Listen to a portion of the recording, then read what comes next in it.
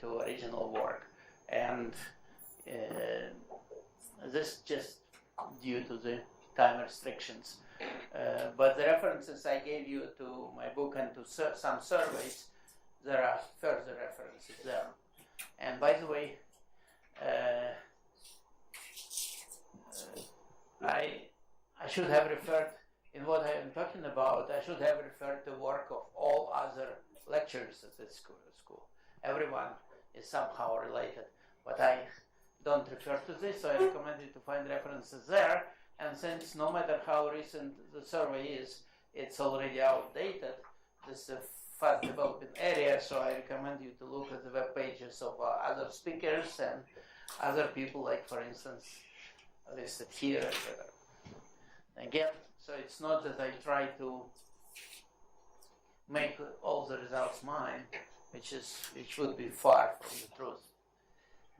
Okay, and I also want to mention a couple of other sources which would be useful. First of all, I know that there are quite a few people from engineering here, but even for mathematicians those could be useful.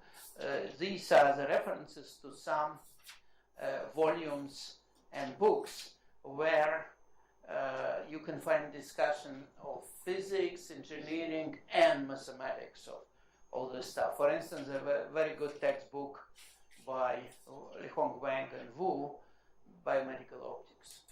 It's you see, it's somewhat outdated. This field develops quickly, but the basics are there. Or, for instance, this volume, and there are several other volumes, and there are very recent surveys by Lihong Wang. So it's beneficial even for mathematicians to read this. Okay, so what I finally will concentrate on hybrid methods only, and if you look here, it says, this section says hybrid methods by triggering. That's a very awkward name, but I'd like to distinguish. There are, so far we know two types of hybrid methods, or I should say coupled physics methods. All of those that I discussed, they are coupled physics. They are physically intertwined. But there are two a little bit different types. One, that's what I call here temporarily, it's awful term, by triggering, when one type of physical waves triggers another. And we have already spoken about thermoacoustic or photoacoustic tomography, where you send a broad homogeneous electromagnetic pulse, which could be either, let's say, microwaves, then you call it thermoacoustic, or it could be laser pulse, then call it photoacoustic. And it heats up the tissue a little bit. We discussed this already. It creates a pressure wave, and this pressure wave starts propagating, and having transducers here around, essentially microphones, listening to this ultrasound, we try to recover what was the initial pressure. So here, electromagnetic wave triggers ultrasound wave. And you have heard quite a lot about thermoacoustic tomography, probably from Huygens Bartzelman's lectures. And he considers this mostly, I believe, as in terms of spherical mean integral transforms. So which means that you assume that you think that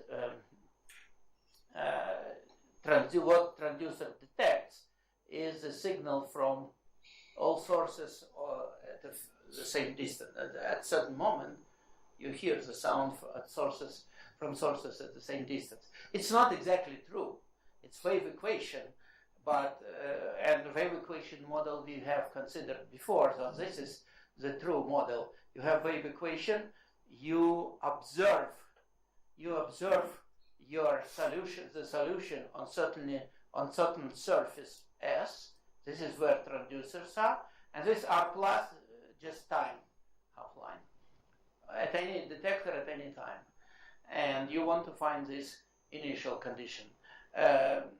If C is constant, then there are famous, well-known formulas, Kirchhoff, Poisson formulas that allow you to express the solution of this equation through spherical means. Actually, this is true for essentially any rotationally invariant equation like this. If it were a heat equation, you would also have expression of solution in terms of spherical means. So it's not exactly spherical means. It's up to some transformation, it's spherical means. Spherical means to which then you apply certain integral transform. So it's not exactly spherical mean, but it's closely related. However, it works only for constant speed. If speed is non-constant, then there is no integral geometry like Redental transform model here at all. You have to work with a full wave equation. And this problem really is related to many interesting area of mathematics. It requires spectral theory. I will not tell you what transmission eigenvalue problem is. With spectral geometry, number theory, etc. Spectral geometry, like questions, remember in the beginning I told you about, can you hear the shape of the drum? So all those things are kind of intertwined here. And I will not I don't want to start with thermoacoustics. I'd like to give you an overview of several hybrid methods. But I will just give you an idea how those things can kick in. Like spectral theory, I will not be talking about number theory. There were recent papers in number theory by people like Huygens, one of the Fields Prize winners, and they're not about tomography at all, but they deal with issues similar to the ones that we have to deal here. That's what I said about medical imaging, that it brings about beautiful mathematics and difficult mathematics. But now, let me give you some quick proofs, some statements about this. Although I showed you this scary T-short last time, but I'm ready to give you some quick proofs.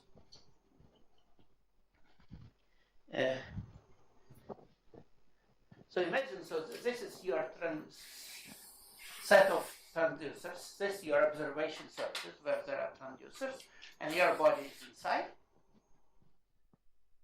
So this is, let's say, domain omega. This is S is the surface, observation surface, and omega is where your object is. And I will give you, so first question is, if I collect the data, if I observe the pressure here for all times, do I have enough information to recover the initial conditions or not? And I will give you you can actually get several very quick proofs that it is possible when this is closed observation, when the observation surface is closed. If it's not closed, if it's partial, it's much harder. But if it's closed, I will give you some proofs. Actually, it's very old proof. I did this like in '93 and never published, so people refer to unpublished. And it doesn't deserve to be published much since it's too trivial. So let me quickly explain why you can uniquely determine this F. And by the way, we will see immediately a way to actually do this, to do the reconstruction from observation data. So again, we observe the solution on this set S times timeline. So this is time. Axis, this is your observation surface. It doesn't have to be circular. I only assume that it is closed. And here is your object located. And you observe on this side wall of the cylinder your solution, and you want to know what is it here inside. Again, I want to emphasize that it is not a boundary value problem. It's not a boundary value problem in the cylinder. It is problem in the whole space. The wave goes away. We don't confine it. It's not a physical boundary. It's only when we observe. It's crucial since, as I explained before, when I first time mentioned the thermoacoustics, if I ask you the following, this is a cylinder, I give you the boundary data and find initial data, it wouldn't make sense. There will be complete huge non-uniqueness because the boundary data know essentially nothing about initial data. The only way they know each other when they touch here. But let's say both initial data and boundary data are 0 here. So they fit together. That's it. You can put any initial data, any boundary data, there is solution. So boundary data cannot determine initial. But it's for boundary value problem. It's not a boundary value problem. It's problem in the whole space. Well, we are never in the whole space. We are in the lab. So there are reflections back, and that they can screw up things a little bit, but essentially the wave goes away. And now I will tell you why there is uniqueness.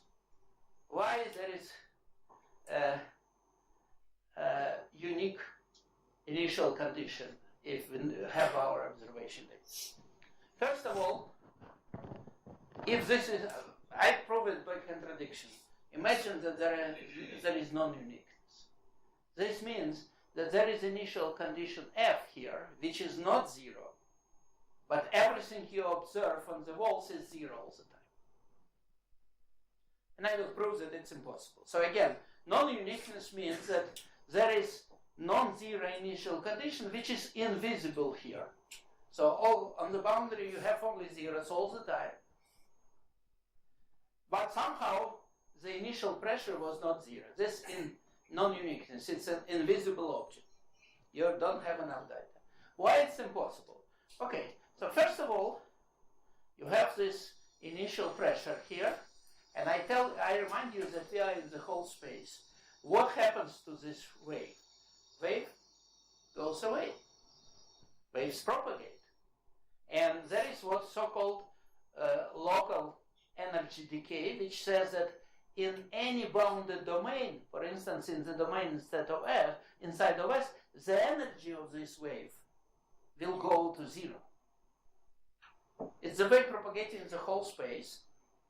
You started with a wave of finite volume and finite energy, and it propagates, and in any finite domain, the energy goes to 0 since it goes away. So we conclude that when the time, if you take for later times those sections and look at the energy, it will go to 0. On the other hand, we assume that there is nothing on the boundary. On the boundary, your solution is always 0. If it is 0, why don't we impose some condition that we look at the solution which is 0 on the boundary? It is 0 automatically, there is nothing to enforce. But I can say that then we enforce the 0 Dirichlet condition. But then standard theory says that if you have 0 Dirichlet condition, the energy should stay constant. It will be bouncing from the wall and it will be constant. And now conclusion, the energy goes to 0 and stays constant. That's it, then it's 0. You see the contradiction. If there is non-uniqueness, we have 2 points of view. On one hand, wave propagates freely in the space. On the other hand, since we don't see anything on this boundary, we can think that this is a Dirichlet condition, 0 Dirichlet condition. But then, if you have 0 Dirichlet conditions, the standard PDE textbooks tell you that energy will be constant. So it's constant and goes to 0. And it is 0, that's uniqueness. And by the way, it leads to one of the kind of most prominent ways of inversion. So say you measured your data on the boundary, and you want to know what is the initial condition. So what you do is the following. As we discussed, the energy of the wave will go away. So if you wait sufficiently long, at some moment, there will be either no wave at all here. For instance, in 3D, when you have constant coefficients, wave equation satisfies Huygens principle, which means that if you wait sufficiently long, there will be nothing there. The wave will be zero here. And now what do? You run your wave equation backwards. Here, at this moment, you know initial condition, it is zero. The boundary conditions you measured, that's what you observed. Wave equation doesn't know which direction of time is okay. So you just run it backwards and you get here. Certainly in even dimensions, or when the speed of sounds is not constant, there is no Huygens principle. But under appropriate conditions, the wave, okay, it doesn't disappear completely. You won't have, no matter how long you wait, you still have a little bit of wave left. Okay, so it's not zero. So when you impose zero initial condition, you make an error. This error is small. If you wait long enough, this error is small, and you can run backwards. Equation, you will make an error, but you can easily estimate how small is the error. It easily can be done. So then, if you have Huygens principle, if wave completely disappears, when you do this time reversal, you get exact solution. If it's not, doesn't disappear completely, but a little bit left, you will have reconstruction with an error. Well, you always have an error, so who cares? So this is one of the popular methods of reconstruction. And by the way, we see why there is uniqueness. And there are other ways to prove this uniqueness, which might be fun. So if you, for instance, prefer to deal with spectral theory, then what you can do, you can take time Fourier transform of your equation. Then your wave equation becomes this. Instead of, if you go from t to lambda, you take time Fourier transform, you get, instead of wave equation, you get eigenvalue problem for Laplacian. Now, since on the boundary you didn't observe anything, everything was zero, after time Fourier transform of zero is zero. So what do you get? If you look now carefully what you get, you see that for each lambda, so u hat of x lambda is time Fourier transform of u of xt. It's t goes to lambda. So you look at this and you see it's eigenvalue problem for Dirichlet Laplacian. And you solved it for every lambda. Now, Dirichlet Laplacian has a discrete spectrum in bounded domains. There is only discrete set of frequencies. Right? Therefore, when lambda squared is not a characteristic, not a eigenvalue of your operator. This is the prime frequency of the drum that we discussed before. So if lambda squared is not an eigenvalue, the solution should be zero. Eigenvalues form only discrete set. Therefore, we see that this Fourier transform of your solution is zero except only discrete set of values of lambda. On the other hand, if you remember, everything was compactly supported, everything was confined in bounded domain, and you have finite speed of propagation, so you can conclude from Pelley-Wiener theorem that this u hat of x lambda should be analytic function of lambda. It's Pelley-Wiener theorem. Fourier transform of compactly supported function is analytic function. And now look, you have analytic function which vanishes everywhere except discrete set of points. Then it vanishes everywhere. And that's another spectral theory proof why there is uniqueness. It's, instead of talking about energy propagation, you can look at spectral theory and also get it. Okay. Just brief words about solutions. I will not get into this. There is a lot of mathematics here. There are different ways people developed for solving thermoacoustic problem. What I have already mentioned is time reversal. And time reversal is universal. It works in all dimensions. It is stable since you are solving pretty well-posed problem when you solve backwards wave equations, well-posed problem. It's easy to implement numerically. Very simple numerical algorithms. You don't have to go fancy. Will do this. Just take textbook algorithm and it will do pretty well reconstructing. It allows variable speed. It allows any shape of observation surface, and I will not comment on the last one. But there are other methods. For instance, filtered back projection formulas, probably Huygens mentioned those. In standard CT scanners, in Redden transform inversions, there are two steps. One is back projection, which gives you a smoothed out version of tomogram, and then you have to do some filtering, something like differentiation to sharpen it up.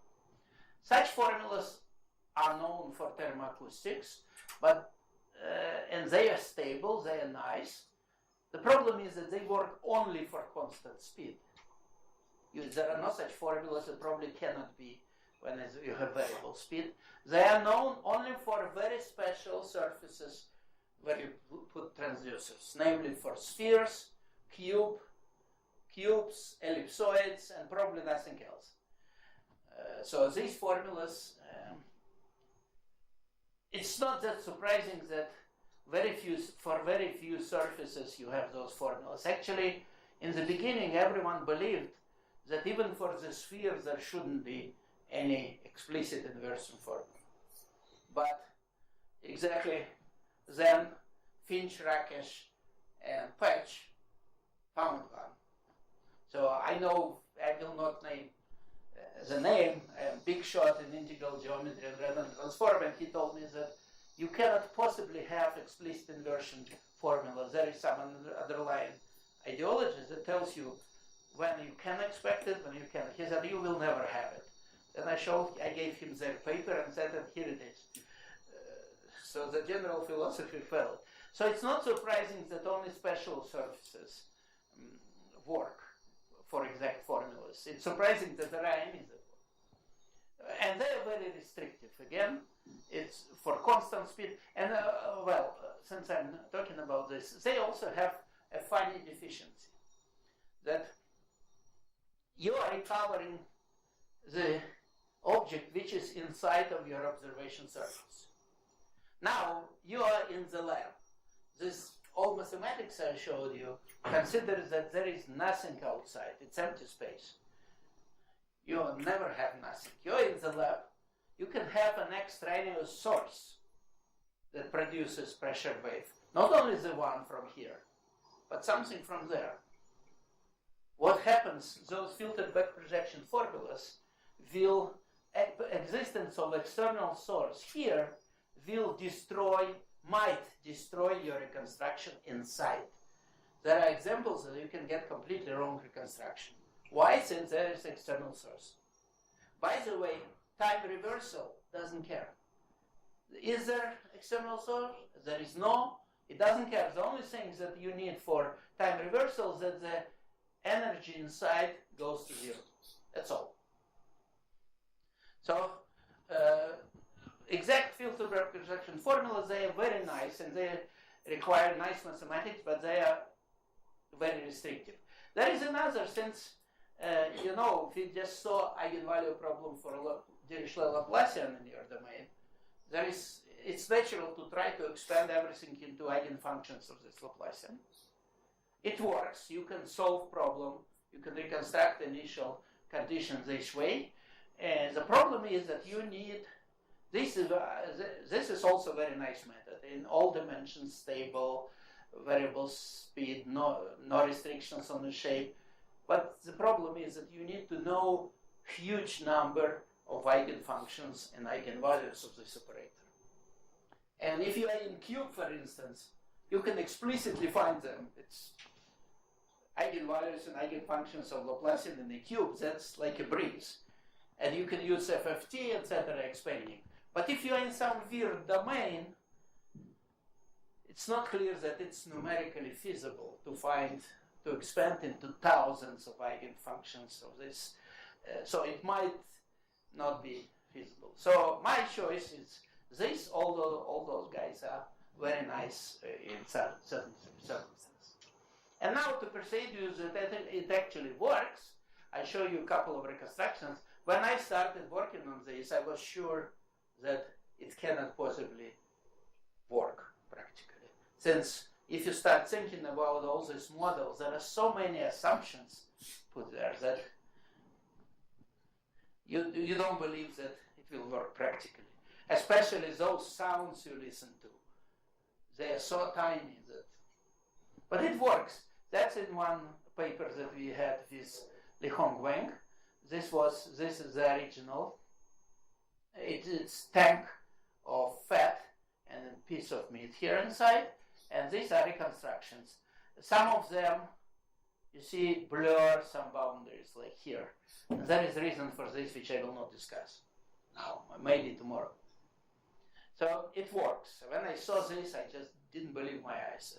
Look, we just measured this and reconstructed, and it works. But if you do, one can do much better work, and these are pictures from Li Hong Wang work, and this is reconstruction photoacoustic. This was thermoacoustic. We sent microwaves. Here it's laser beam.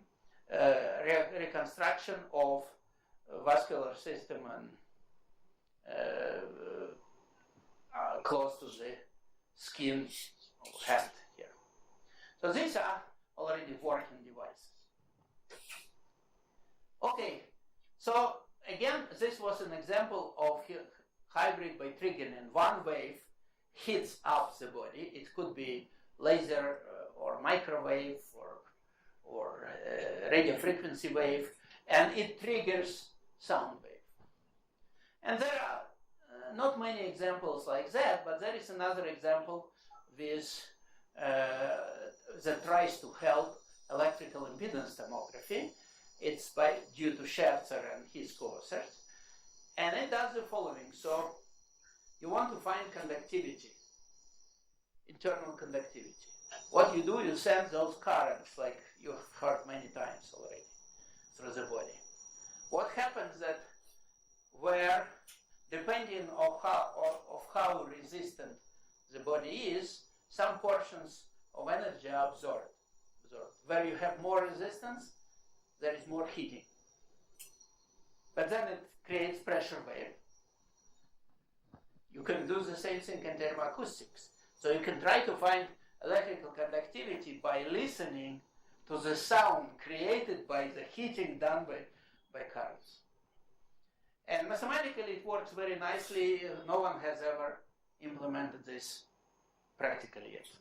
It's not an engineering yet. So again, the steps are you send currents through the body, they heat up interior, and where they heat up more where the resistance is higher, so conductivity is low. Then this heating creates pressure wave. Like in thermoacoustics, you listen to it, you recover, and that's how it works. Again, it's very rare case when it was suggested by mathematicians, and mathematics is done, and no, as far as I know, no experimental work whatsoever. So it's not clear. You see, to implement it in engineering, you need to make sure that the signal-to-noise ratio is sufficiently good. You can measure those things well, and no one has tried this. But now I will look at some other, even more interesting hybrid methods. I say by modulations, or modulation. Now, what is? Let me tell you the idea. What is the problem, for instance, with optical tomography? When you shine light here, laser light, photons go through the body, they come out, you detect them here. And why we don't have any decent reconstruction? Remember I showed you laser pointer shining through my finger, and there is no trace of the bone. What is the reason? not mathematical. We discussed mathematical reasons in terms of elliptic equation smoothing. But physically, what happens is that when you detect this outgoing photon, you have no clue absolutely where it has been before. If it's very thin layer, like skin deep, probably the photon entered and it just went straight through. If it's thicker, maybe it scattered once or twice. But for anything like a finger width, it will scatter so many times that by the time of exit, it will have no memory whatsoever where it was. And that's exactly what you're missing here. You want to know where is what inside. And photons forgot all this. So what is the idea? The idea is to somehow tag those photons. Or the same is in electrical impedance tomography. The currents that you send, they tend to go like this. They are very reluctant to go deeper. And you get very little information from the depths, and Kim said that the information drops, you get drops actually exponentially fast when you go to depths. The currents, they don't like going there and telling you what's happening. So it's the same situation that you don't have much location information from inside. So the idea is to tag somehow photons, to tag those electromagnetic waves such that somehow they will tell you where they came from. And how you can do this? And this is what ultrasound modulation does. Ultrasound modulation.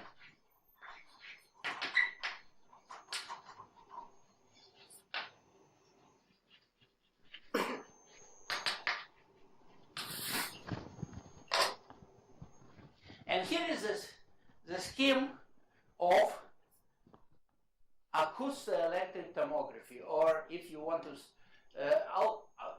ultrasound modulated electrical tomography.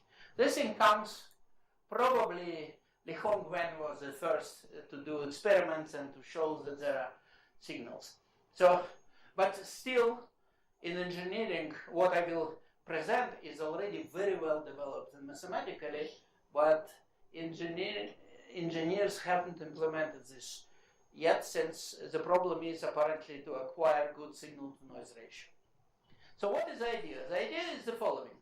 So if you send, so we set up our detectors. I keep forgetting, I forget now names. And you send certain currents. So you send currents and you measure potentials, for instance. Or the other way around. You remember Dirichlet to Neumann or Neumann to Dirichlet, whichever you want. And what you do, instead of electrical impedance tomography, you would start sending different profiles of currents and measure voltage responses. You need to collect the whole, what is the data at the AIT? It's not one function, it's an operator, Dirichlet to Neumann operator. So you need to run through those electrodes, you need to run the whole bunch of different profiles of currents and correspondingly measure potentials. Here we don't need this. We just set up one single current factor. So the current runs through this. But what we do, we send acoustic waves. During this electromagnetic measurement, we send acoustic waves. What happens with the acoustic wave, when it moves through the body, it wiggles the body a little bit.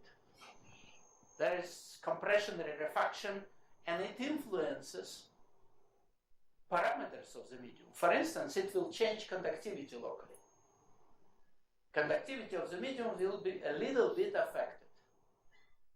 So now imagine that you could send focused. You can send focused. You can focus your ultrasound beam at this point. First, you did your electromagnetic measurement without this.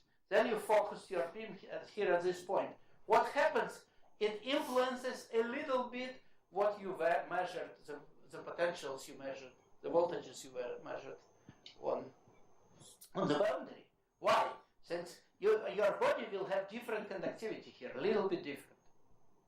And now what's good about this? That this change, we know where it came from.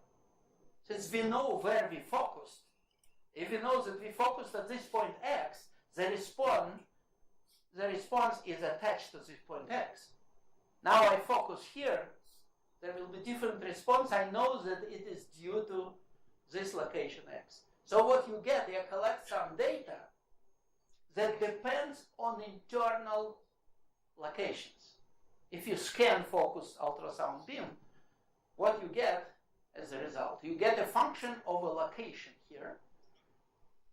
And why is it good? Since in all those problems we can only access the boundary. In all tomographic problems, what you have is only measured on the boundary. And what we would get here, we would get some function that goes through, that we know throughout the whole body. It doesn't guarantee anything, but maybe it will help. Maybe using this function, we can do better than I see. And actually we can. Can you focus any point inside the body? Well, this is one of the questions that I will address right now. The thing is that you cannot focus. You cannot focus ultrasound well. For instance, what does mean focus? Mathematically, I assume that I create a delta function at the point X. That's what perfect focusing is. It's kind of clear you can never do this. You cannot focus like this. So every focusing will be far from perfect. So what can be done instead? Instead you can do the following. So what is special about focusing at a certain point? We want to create pressure wave which is delta function at this point. It's impossible. But what is special about delta functions? That they form a basis in all functions. Every function can be split into delta functions. Now, but there are other bases. What if we could, instead of focused waves, we could send some other waves that are practically possible, and that would also form a functional basis in the space. Then what we do, we collect so for instance, if we could send spherical waves. You can put a point transducer and send spherical waves. That's more practical. Or you can take planar detector transducer, and you can send harmonic waves. You can send harmonic oscillations. Then what will happen that if you, for instance, send those waves like spherical waves, which you can create, and measured responses, what you need to do now you can mathematically synthesize the data that you would have collected if you could perfectly focus. How? Just change the basis. You know something written in the basis of those spherical waves. If you can recalculate in the basis of those, that's it. You get responses that you would get from perfectly focused waves without focusing them. It's synthetic focusing. It's just change of the basis. Instead of basis of delta functions which you cannot form from ultrasound, you choose a different basis of waves that you can form practically. And then what you do, you synthetically, you just change the basis and you get your measurements as if you could perfectly focus. So that's what synthetic focusing is. And there are several options. For instance, you can create planar waves with transducers, planar transducers with different frequencies and rotations and transducers. Then this basis is what? It's the basis of exponents. How can you recalculate from basis to exponents of exponents into basis of delta functions, just Fourier transform. So if you could create, if you send planar waves of various frequencies and various wave vectors and collect this data, you just take Fourier transform and you get the data you would have had if you did focus perfect. And it's just Fourier transform. But you can use point transducers that create spherical waves. And what happens if you look at mathematics you need to do for synthetic focusing? Suddenly, it is exactly thermoacoustic tomography inversion. It has nothing to do with thermoacoustic tomography, but mathematically, synthetic focusing from spherical waves that you create with point sources to delta function focus, practically impossible ultrasound waves, happen to be coincide with thermoacoustic tomography mathematics. And we know how to do this. We just shoot the time reverse. Moreover, you will see that it's even better.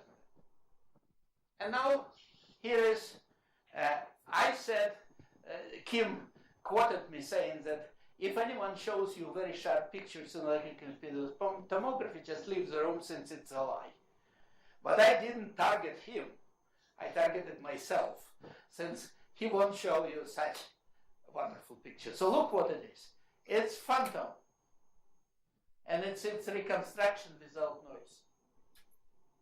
If someone shows you those pictures and says that it's standard EIT, it's not just a lie, it's a huge lie. The person should be disbarred. But I show you this, and it is what, it is not done again. Practically, it hasn't been implemented since the problem so far engineers struggling with good measurements, good signal to noise ratio. It is known experimentally that the signal is there. You focus on, you send the ultrasound, you can measure response on the boundary. But it's not very good signal. Signal to noise ratio is not good enough so far. But mathematically, you create mathematical phantom, you simulate your scanner by forward calculation, and then you do inverse calculation and you compare. So you have this. But, by the way, it's the right time to tell you what inverse crime is. I don't know whether it's been mentioned before in any of those lectures. You can fool yourself. I don't have a machine. Machine doesn't exist. What I do, I simulate machine by a mathematical formal calculation, and then I do inversion. Inverse crime consists in the following. If your inversion algorithm is aware too much about how you computed forward data, you can get perfect reconstructions, since actually you know what was the picture. Some people do this intentionally, but this is criminal offense. And most people who stuck with this, they do this unintentionally. What you need to do, you need to make sure that your forward algorithm and inverse algorithm are as far removed from each other as possible. Different meshes, different mathematical techniques, everything should be different. Here, for instance, I tell you that the forward problem is in fact nonlinear. What we do, I didn't concentrate on this, required linearization. So the forward calculation was honest nonlinear, and inversion was done with linearization. And algorithms were completely far removed, and you see the reconstruction. Well, I still want you to kick me out of the room, so I will show you, and this is reconstruction with 50% noise. This should be impossible, period. In medical imaging, for instance, tomography, if you can get anything decent with 10% noise, is wonderful. It's 50% and there is no trace of it. So this must be a lie. No, it is not a lie. What happens is that here I used not the real focus data. So the noise was in the data, added to the data measure. But my measured data that I simulated was not focused. It was spherical waves. I can simulate anything. Mathematically, I can simulate perfect focusing. I didn't simulate perfect focusing since you cannot do this practically. But you can do spherical waves. You can take point transducer, it will send spherical waves. And we simulated this. Then it required synthetic focusing. So we simulated this thing. Then we added to our measured data noise, 50% noise. And then we had to do the synthetic focusing. Remember, I have to recalculate the basis from spherical waves to delta functions. And what happens is that this is a smoothing operator. This operator that kills noise. Why is that? I told you, although I didn't justify that mathematically, recalculating from basis of those spherical waves to the base of delta functions, it's thermo-acoustic inversion. Thermo-acoustic inversion has two parts. Back projection, as all tomographics. Back projection, which is very nice, it's smoothing, it's integration, it kills noise, it averages out noise. And filtering, sharpening, something like differentiation. This is the bad part. What happens is that the real transducers that produce those spherical waves, they already produce this differentiation. It's already included in the data.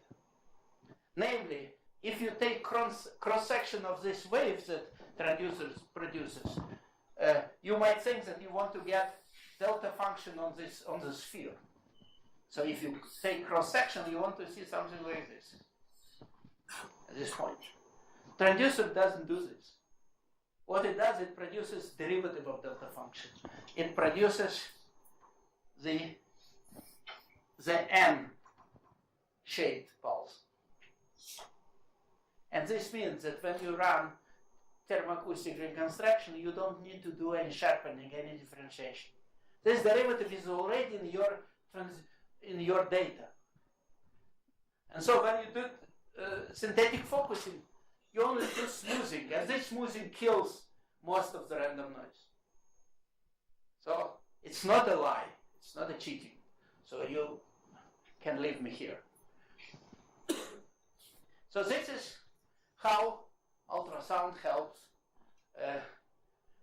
electrical impedance. It can help. Since again, what is not done here, practical implementation, it's a rare case, it's far behind mathematics. Mathematics is ready, but making good experimental measurements, that's a problem. Okay, now you can do the same with ultrasound, with optical tomography.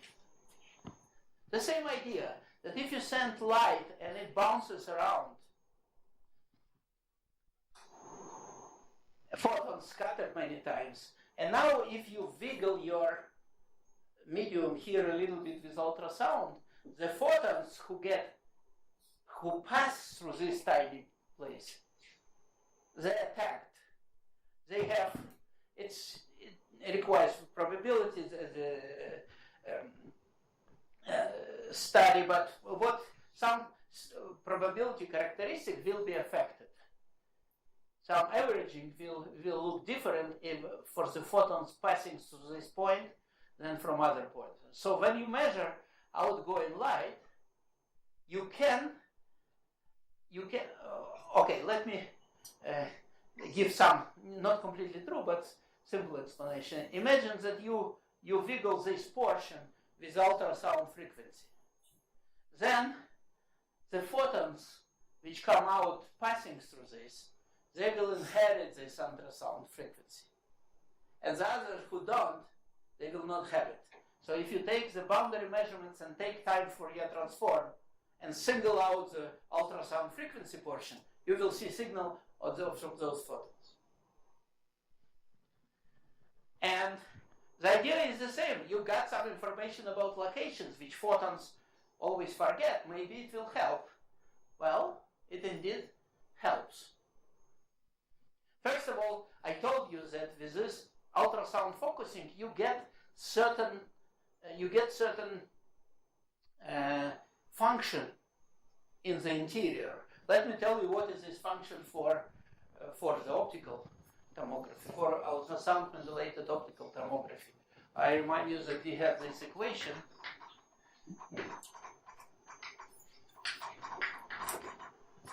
I don't remember what is the notations.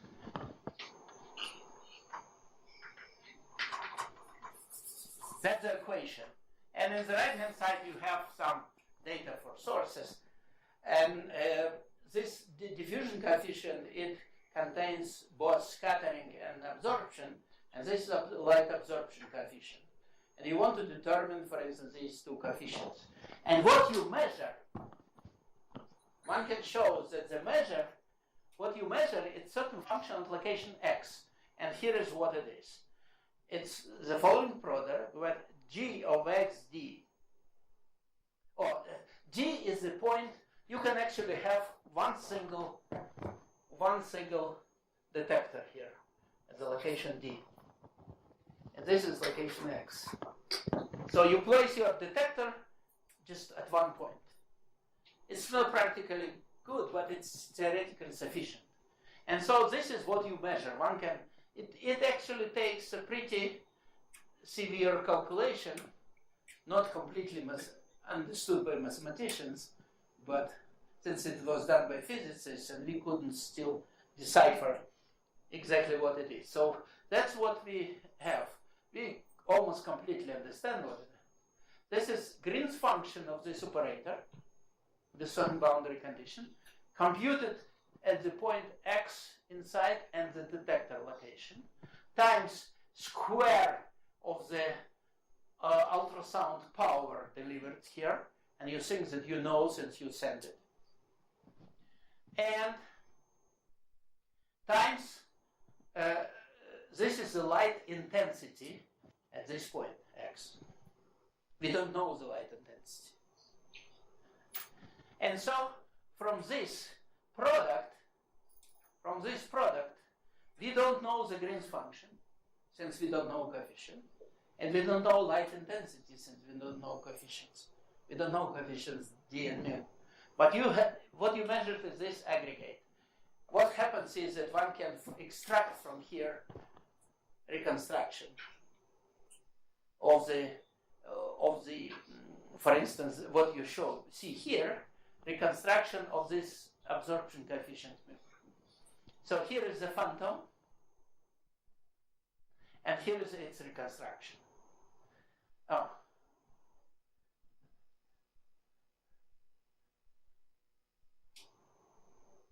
So here is the phantom, here is the reconstruction. And you see that it works. I didn't tell you how you extract, how do you do inversion. So this is a very complicated functional of your coefficient. The Green's function depends on the coefficient. Intensity depends on the coefficient. Intensity, you need to solve the equation to know intensity inside. You cannot solve, you don't know the coefficients. So this is pretty complicated nonlinear functional of the coefficient, but it turns out that from that you can easily extract the known coefficient. And you see it works pretty well. If someone shows you just reconstruction like this and telling that this is just plain optical tomography, it's a fake. It cannot do this.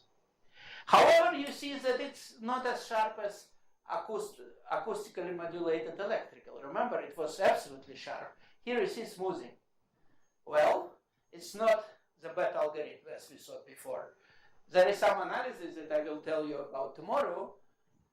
Very simple analysis that predicts that you should have worse resolution here than electrical impedance. There is a way to predict what will happen. Now, there are other. So what we have examples, already two examples: Acousto electric tomography, ultrasound modulated optical tomography, where what you have eventually, you have certain function inside of the domain. the advantage is not on the boundary, but inside. And you want to recover the coefficient inside for this function. And there are many other examples. One important example is the following: quantitative photoacoustic.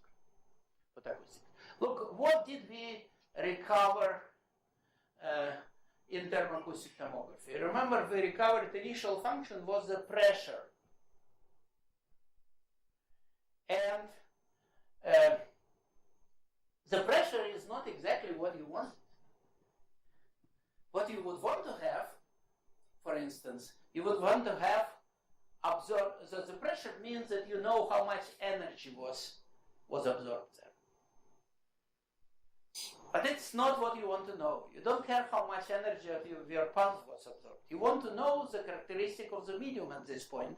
For instance, you want to know absorption coefficient of the medium at this point. And these are not the same functions. They are proportional but not constant proportion. So,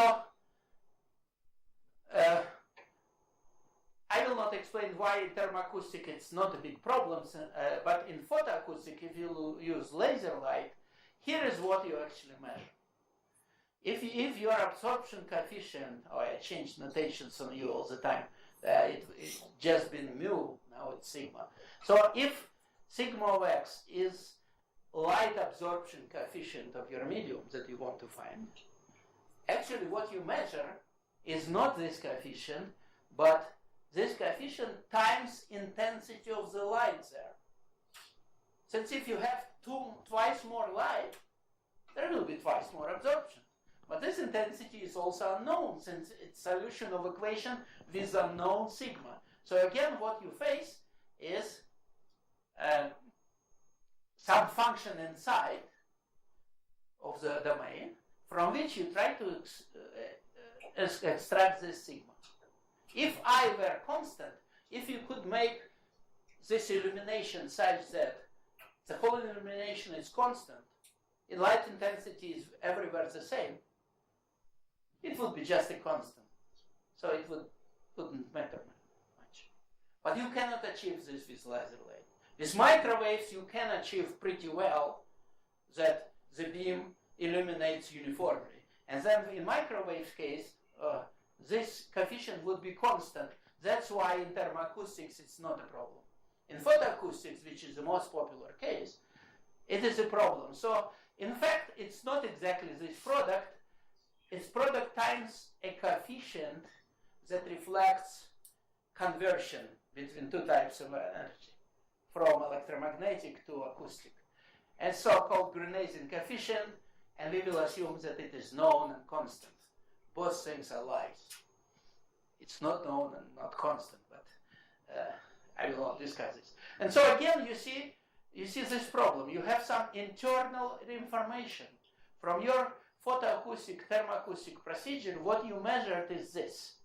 And what you want to know, this sigma. It's the next step after thermoacoustics, after photoacoustics. Since over there you extract physically not the quantity you want. You extract how much energy was absorbed everywhere. And this is not what you want. You want to know the parameter of the medium itself. And, well, one can show that you can extract from here.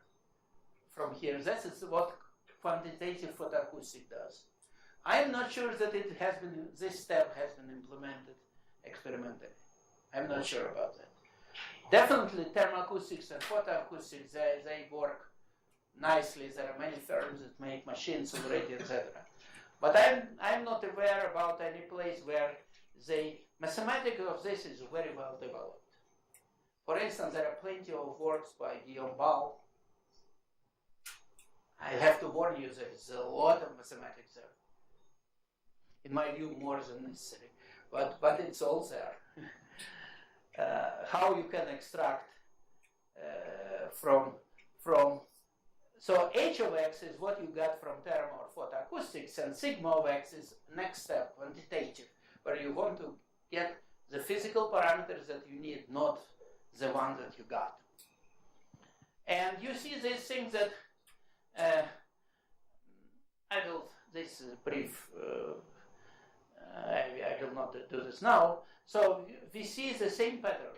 That in many hybrid methods, what you do get, you eventually get some function of your unknown parameter. And it's complicated nonlinear function. But you know it not on the boundary as always in tomography. You know this function inside. And in all experiments and all types of tomography where this pops up, it works. The next step, recovering your parameters that you want, for instance, absorption coefficient from this function, happens to be stable in all cases that we tried.